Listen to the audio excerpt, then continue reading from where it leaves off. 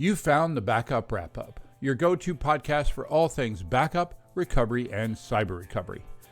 In this episode, we're talking about how you can't do this alone. We've been talking the last few episodes, about hardening your backup systems against ransomware.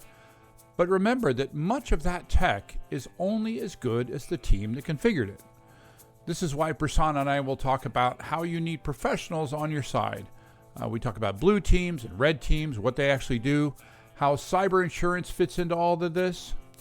Let's talk about building your cyber security team. By the way, if you don't know who I am, I'm W. Curtis Preston, aka Mr. Backup, and I've been passionate about backup and recovery for over 30 years, ever since I had to tell my boss that there were no backups of the production database that we had just lost. I don't want that to happen to you, and that's why I do this. On this podcast, we turn unappreciated backup admins into cyber recovery heroes. This is the Backup Wrap-Up.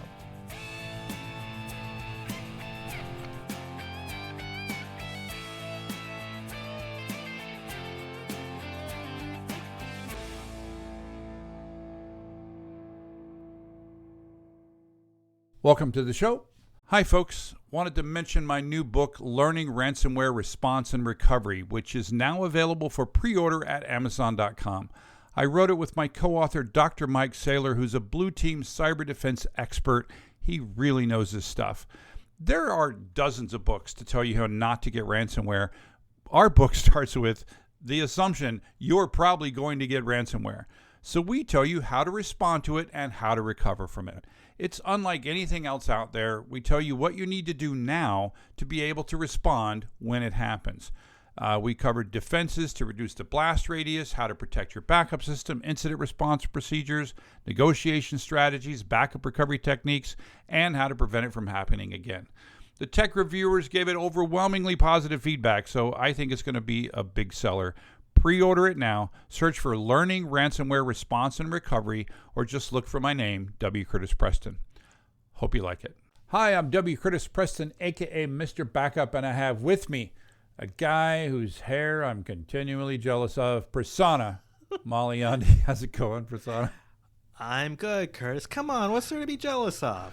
You know what's there, and I'm telling you, that long, what does Stephen call you? Goldilocks? Oh. Yeah. So, what are we talking about today? Today we are talking about more details about a previous episode where we covered sort of 10 things you should be aware of to make your backup or for your backup infrastructure and securing it. It started with the 10 basic things. These were like table stakes. Like if you don't have these things, don't even tell me you have a backup system, right? Because you don't, right? No, don't tell me you have a backup system. Yeah, because you don't. Yeah, I'm telling you, right? And then we got some critique on that, like suggesting we had left things out, and I don't think we did. I just think that these were like literally table stakes. Like if you don't conform to the 3-2-1 rule, like you don't actually have backups, right? If you're not scheduling them, if you're not managing them, if you're not monitoring them, like these are basic everyday things that you need to have in your backup system. But then the last episode, we talked about hardening that backup system, right?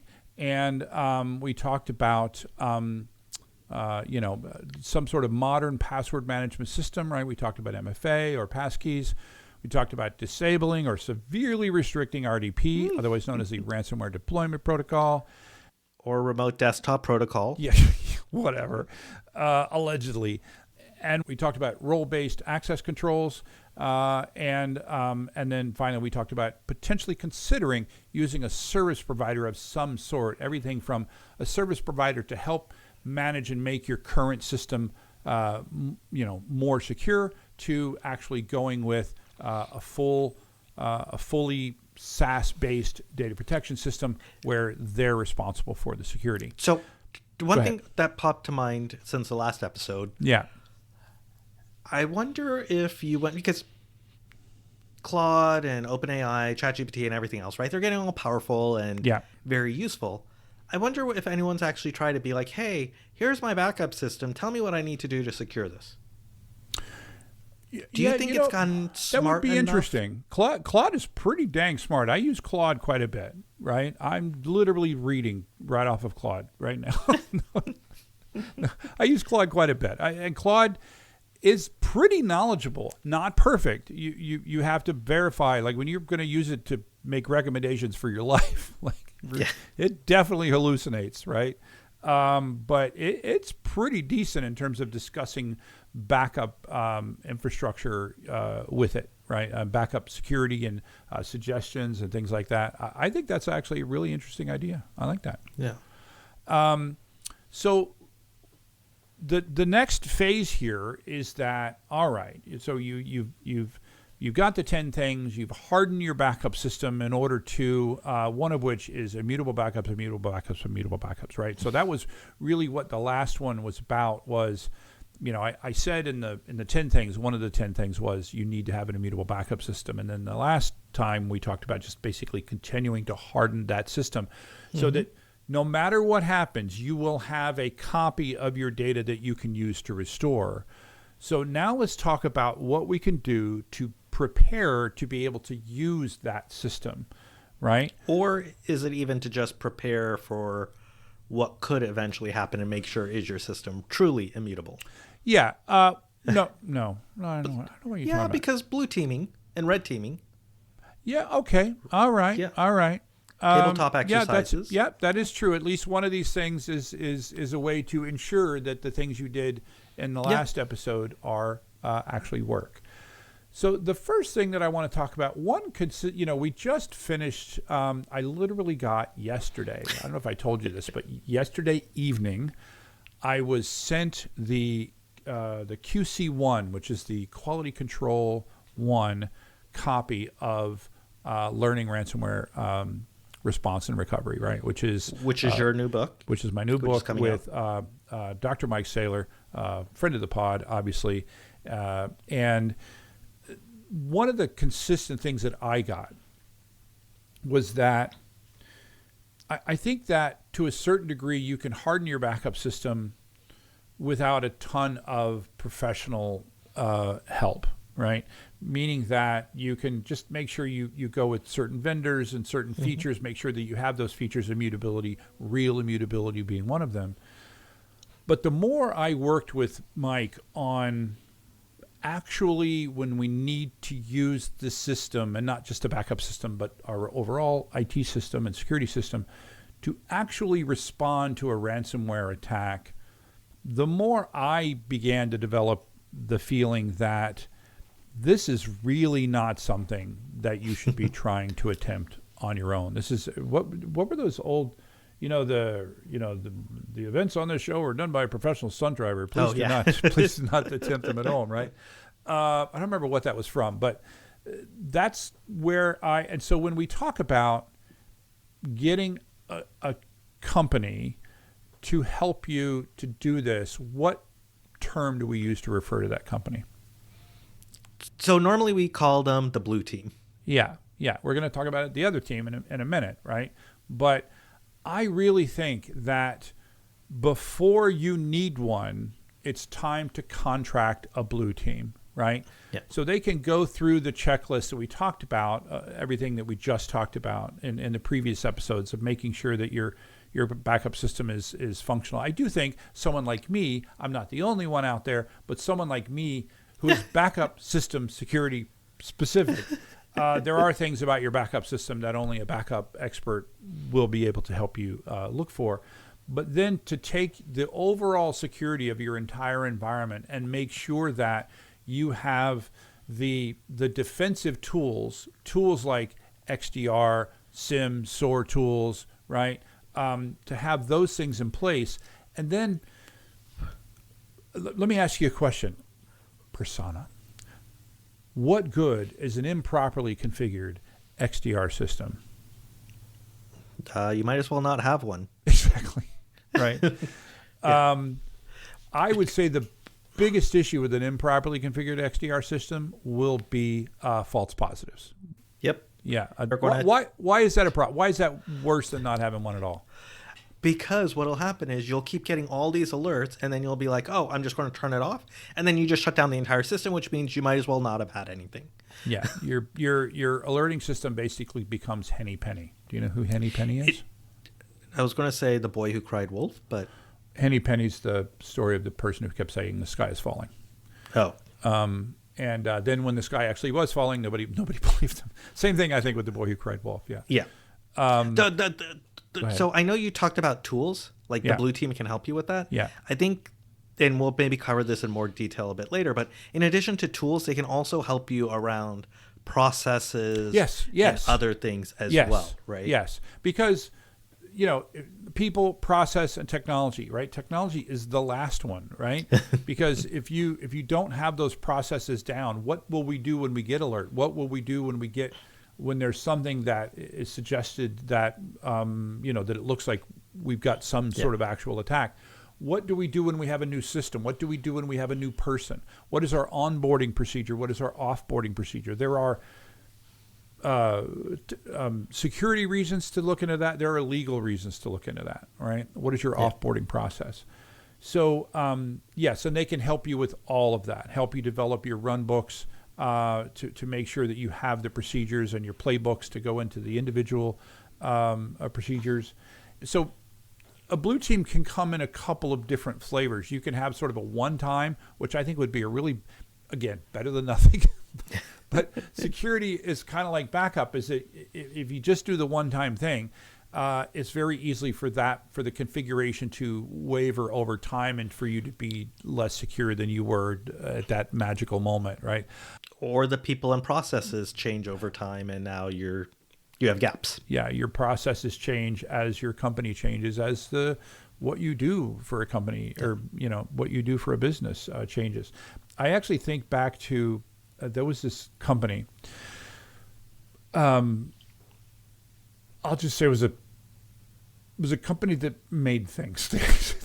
They actually, if I said what they actually were, like there's like one company that's like this, and it would really, but they actually made something, a physical like thing physically that made. you may have actually had in your house. And they were using, you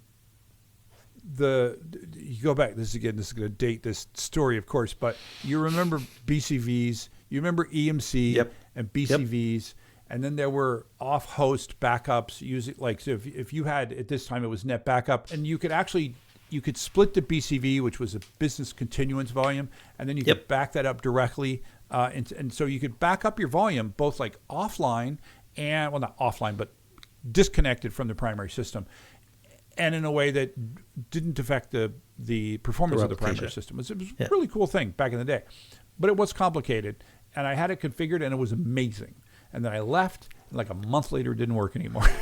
And they were like, he didn't configure it right. I'm like, I'm sorry, but I have videos of it actually working. So, I do think that what you should be doing is having a regular relationship with an MSSP who can help you, if nothing else, just regularly look at what you're doing and make sure that you're doing things in the most secure way that your budget can afford. Can you define what an MSSP is for people? I thought we did that already, but I will do that again. Managed Security Service Provider, right? Okay. And again, this is sound like I'm shilling from a friend there, from my co-author, but, like Black Swan Cybersecurity, which is Mike Saylor's company. So, I think you need, even if all you do is create the relationship now, vet your vendors now, so that when you get attacked, and I'm going to say when you get attacked, you can then just call them in, right? You get a $0 purchase order, all of those things, so that you can just call them. But definitely what's better is to have them, part of the day-to-day routine. And also, especially if you're a smaller company, they can potentially bring in, they probably have volume pricing with things like XDR tools and SIM tools. By the way, so that's extended detection and response. SIM is security information and event management. A SOAR tool is security orchestration and response, right? And they most certainly have volume discounts with tools that they know how to use, they know how to configure it properly, and you could potentially get a good tool through them properly configured for less money than you could potentially go buy a very similar tool and improperly configured. So yes. Big fan of getting an MSSP to learn how to defend against a ransomware attack. And going back to sort of the people and process, so you just touched on the tools. One of the things MSSPs also bring to the table, no pun intended, is tabletop exercises. Yeah. Right. And Curtis, do you want to talk a little about what a tabletop exercise is? Yeah. So basically, we literally sit around a table and we define a scenario, right? You just got attacked by this kind of ransomware. This system did this system did this. Now what do you do? And oh, by the way, Curtis got hit by a bus. So Curtis isn't available. What do you do? Right? Yep. And because your run books and playbooks need to have all of these scenarios in there. I think a good MSSP will be good at coming up with these scenarios because they've been in the middle of those scenarios. Mm-hmm. Yep. Yeah. Yeah, they're down in the trenches and they understand what these look like. Yeah, and a good, I think a good tabletop should be fun. Mm-hmm. Should not be the degree to which sometimes a DR test can be not so fun, right? This is something you could do much more often. By creating, we talk about creating an environment or a culture of recovery, right? And so this is something so that you keep cybersecurity and ransomware protection front of mind, right? Yep. And closely related to tabletops is actually the next level, which is an actual recovery test, right? How is that different than the tabletop? Well, because a tabletop, you're just sort of talking through how you would go about addressing, say, you got hit by ransomware, versus a DR test, you're actually doing some of these actions and actually implementing and executing on your run books and playbooks to make sure, yes, when this thing happens, will it actually work? It's like we talk about with restore testing, right? It's, hey, I created these run books, playbooks. Is it going to work when I need it? Yeah, and you need to be.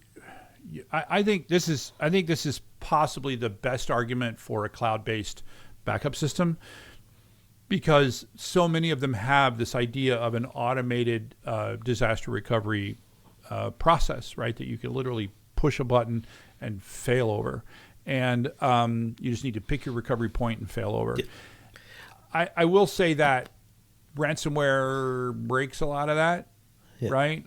Breaks a lot of automation, but that doesn't mean we can't use that for a ransomware attack. But at the same time, I think you need to remember that recovering data is just a small portion of the overall ransomware recovery scenario. And so you need to make sure that, yes, you might be able to fail over and test your data recovery, but what about all the other things? Yeah, so much, right? I'm glad you brought that up because, and I think this, to go back to what I was just saying, right?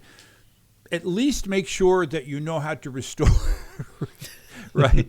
Make sure that your DR system works, because it will be the easiest part, or it should be the easiest part of recovering from a ransomware attack, because it will take days to weeks to months to isolate what actually needs to be restored, right? This is where all of these tools and different backup systems have different capabilities here, is to figure out what actually needs to be restored. So once you've done that, you should be able to just push a button and restore that thing and bring that thing back online. And so what I'm saying is it can't all just be tabletop exercises. We need to actually do recovery testing. Now, I think this would be a great one to bring Mike on and talk about. I think there is the concept of using in a isolated environment, actually introducing real ransomware and seeing what it does. That's like next level.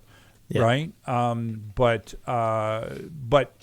again, the restore should be the easiest part. So at least make sure that you have that down cold, right? Yep. Because you are 100% right that Yep. It's going to be it'll be the easiest part, right? Yeah. It's going to take you a long time. Well, and even for the restore piece, it's right. We've talked about this on the podcast before. It's how do I know what is a good, valid restore point that I can actually recover from? Yeah, that's gonna be your and we do talk about that in the book. But like I said, once you decide what that is, you should be able to push a button and magic should just happen. So what about people that are gonna prove you wrong? Oh, yes. So we talked about the blue team. Yeah. Right? They're here, they're helping you, but you have this immutable backup system that's been hardened. Yeah. And you want to figure out how hardened is it and are there gaps? And this is where you go and you hire a red team. Yeah. And these are people who are going to attack your system. They're on your side, don't worry. Yeah. Right? But they're going to look for flaws. It kind of reminds me of White Collar, where Peter hires Neil Caffrey, who's a con man, to kind of do the same sort of thing. It's like, hey, what are the vulnerabilities in the security system or in this thing so we can fix them before the bad guys come. Yeah, exactly. It also reminds me, of course, of Sneakers, right? Which, if you haven't seen Sneakers, go see Sneakers. That is really a red team that is specifically attacking cybersecurity. I mean, some of the stuff in there is a little silly, but it really goes into things like social engineering and things like that, right? So, and we had Dwayne LaFlotte on here, and hopefully I can put a link down in the show description if you haven't listened to that episode about Red Team. And do you remember what he said about backup systems? It's his favorite source to attack. Yeah. He's like, I love it when they have a good backup system, right? Actually, I was so fascinated by that exchange that I actually quoted it directly in the book. I actually put it directly in the book. And so a good red team, this is something that you use occasionally to, you think your blue team does the thing, you've hardened everything, and then the red team goes and finds out, they shows you that you put in the wrong TV in your lobby, and then they used it to hack your environment. Yep. The things that you never think about. So I do think the idea of red teaming your backup infrastructure, I think, is a really good idea. We're talking all about process, tools, right? We've also talked about red teams and blue teams, but all of these things must be super expensive. And when you get hit by ransomware, your bills are probably going to skyrocket. Yeah. So is there anything organizations can do to sort of help them defer or absorb some of these costs? Yeah, and that's really where cyber insurance comes into play, right? If we go back in time, cyber insurance... Well, this isn't that long ago. This is like 5 years ago, right? There was a time where the only role cyber insurance played was paying the ransom. You're seeing that becoming less and less the case, and that the role that the cyber insurance company is playing is basically part of your blue team, right? They're helping you to build the defenses. They're giving you a checklist of things that you're going down to make sure that you are doing these things in order to be as resilient against ransomware as you can.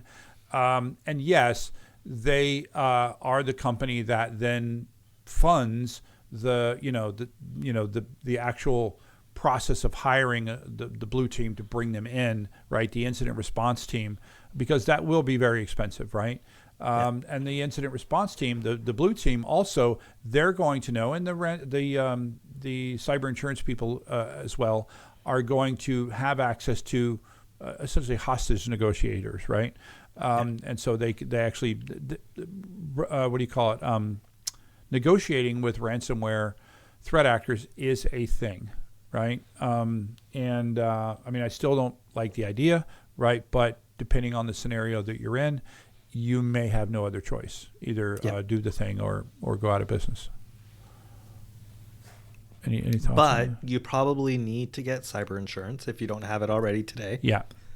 And then also make sure you are strictly abiding by the terms of what's in there and that you are actually doing what you say you are doing. Because the last thing you want to do is pay insurance and then them finding that, you didn't do X, Y, and Z, and therefore now they're not paying out. Yeah. That would not be a very good day, right? Yep. Well, sort of a summary statement. The recurring theme in the book was these things that you need to do, and this goes back to the past 3 episodes, including this one. They're really easy, most of them. They're really easy to do. They might not be free. Well, they won't be free. But they're not. There was nothing that I recommended in the book that was like, oh my God, it's just going to be near impossible to do this, right? Yeah. Near impossible. I mean, possibly from a backup and recovery and disaster recovery perspective, possibly the most difficult thing is some automated system to recover your data, right? We did cover in the book how that I think that the better way to do like a full-scale restore, because of how difficult it is to wipe, because it's very easy for the system, a system that you're backing up, to get infected before you know that it's infected. So restoring it from a backup from yesterday will just reinfect it, right? So as much of a fan as I am of backup, I think that the idea of like re-imaging systems from a golden copy that you had from, the last time you reconfigured the OS at all, and then just restoring the database, the applications, and the data individually or separately from the backup system, I think that's a much stronger, thing. And I think we could probably have an episode just on that. Yeah. And I agree it's probably stronger, but it may take significantly more time. Absolutely. Right? There's no may about it. It will take. Yeah. It's definitely I don't think it's a situation of throw out the baby with the bathwater, but it's definitely a significant change in infrastructure, right? If you're not used to doing golden images, if you're not used to doing that sort of thing. And again, you need a process there, because every time you update the operating system, you need to update the golden image, right?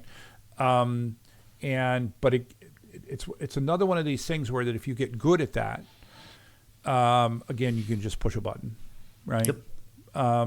But it's totally doable. But where I was going with just a few minutes ago was that all of these things they're doable.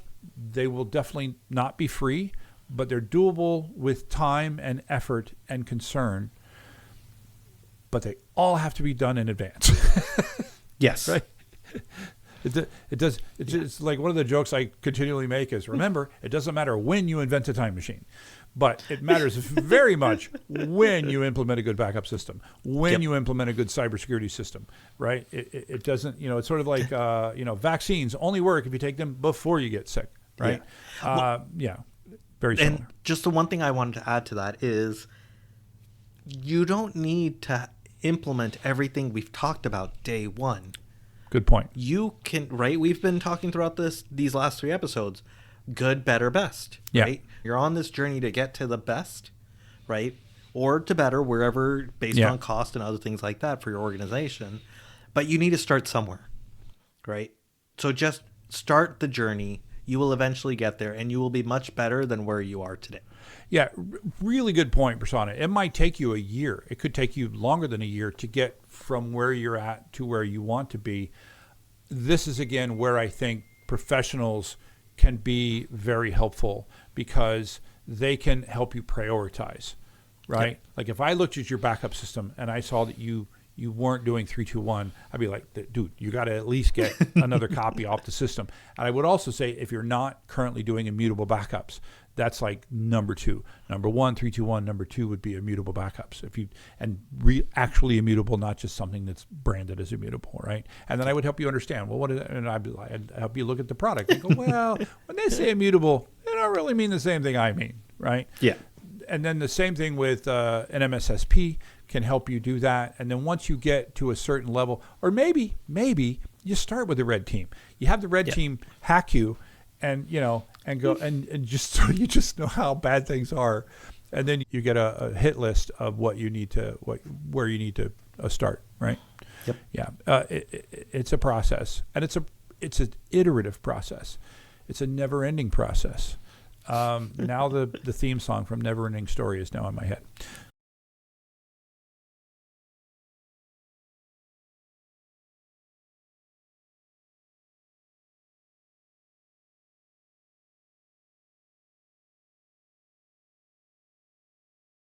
So I hope it put it in everybody else's head.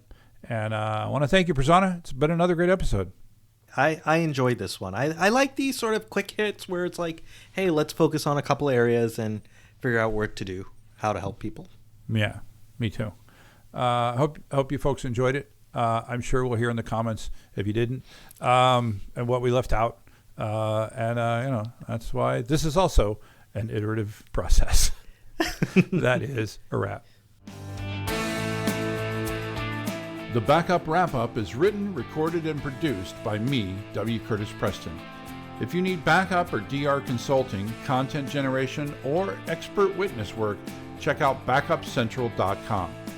You can also find links for my O'Reilly books on the same website. Remember, this is an independent podcast, and any opinions that you hear are those of the speaker and not necessarily an employer.